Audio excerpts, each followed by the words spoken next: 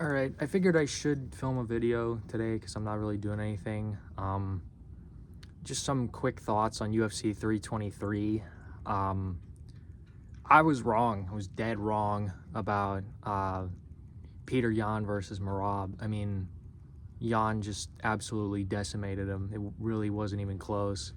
I think I had the first round for Merab, and then every other round was a Peter Yan round, and rounds 4 and 5 really weren't even close. Daniel Cormier and Joe Rogan. I used to be one of these people that used to think like, oh, why do people pick on like Joe Rogan and DC so much? And they were just horrible on this card. Like Daniel Cormier, I'm not even exaggerating.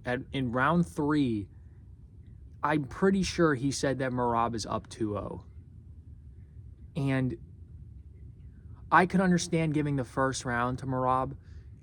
Having him saying that he's up 2-0 when his face is covered in blood and Peter Yan has taken really no damage in the fight at all is just insane. I think DC and Joe Rogan were just horrible.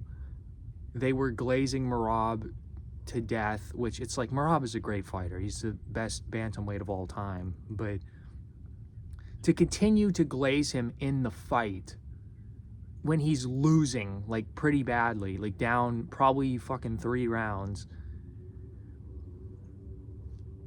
is just, it was insane. Like, Peter Yan stuffed basically all of Merab's takedowns. He was jabbing his head off. He was really, I think after that liver kick, that like kick to the body that hit Merab's liver, I think he was done at that point, really. I don't think there is much left for Merab to give. But like Joe Rogan and DC were saying like, oh, well, Yan has to be careful because obviously he's not going to beat Merab in the 4th and 5th round.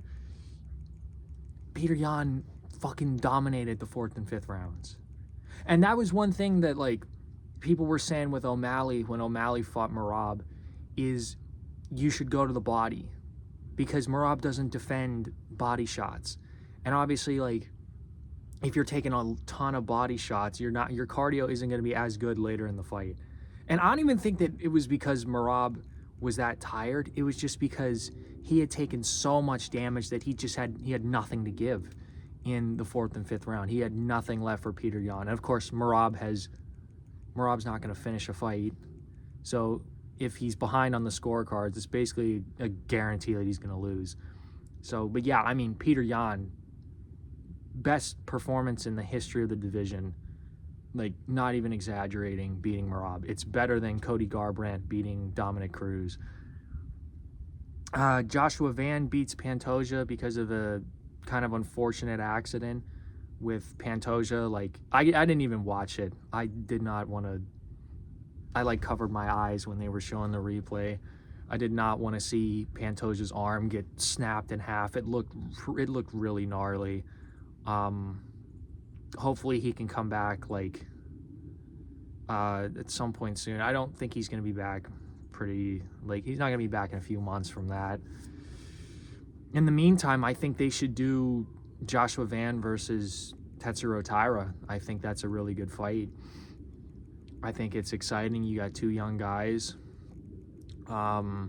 Joshua Van is the first Asian champion in UFC history. So they've had a champion on every single continent in the world.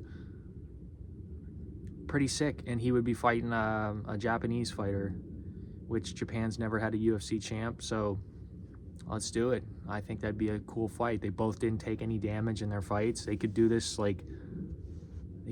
in like March or April. It's not like, you know, I mean, Pantoja's definitely going to get a rematch, but I think in the meantime they should do that.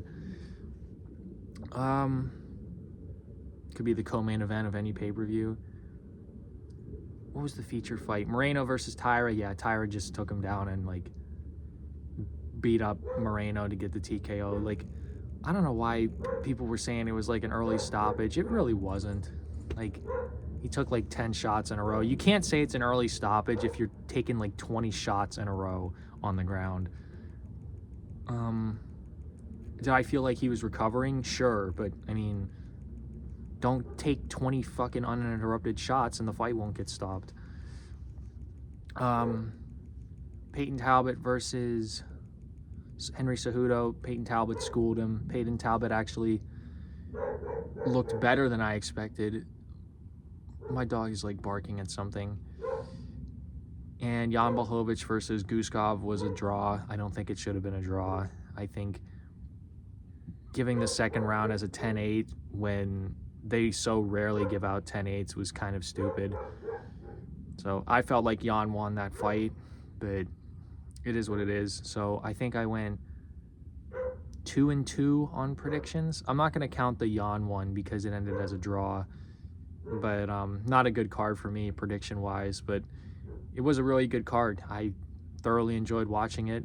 So it sucks there's only one fight night after this, and then we're going to have to take like 6 weeks off watching the UFC until the Paramount card comes out in late January.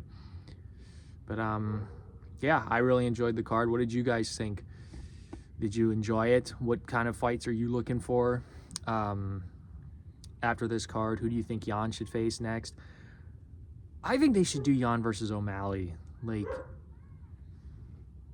Jesus, everybody's fucking just yelling.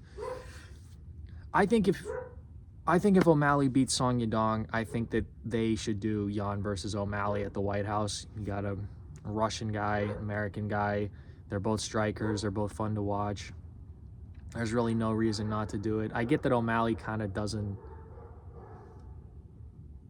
I can't fucking believe this. Now there's like 3 dogs barking over there. But yeah, I enjoyed the card. Another video coming out tomorrow. I'll see you guys.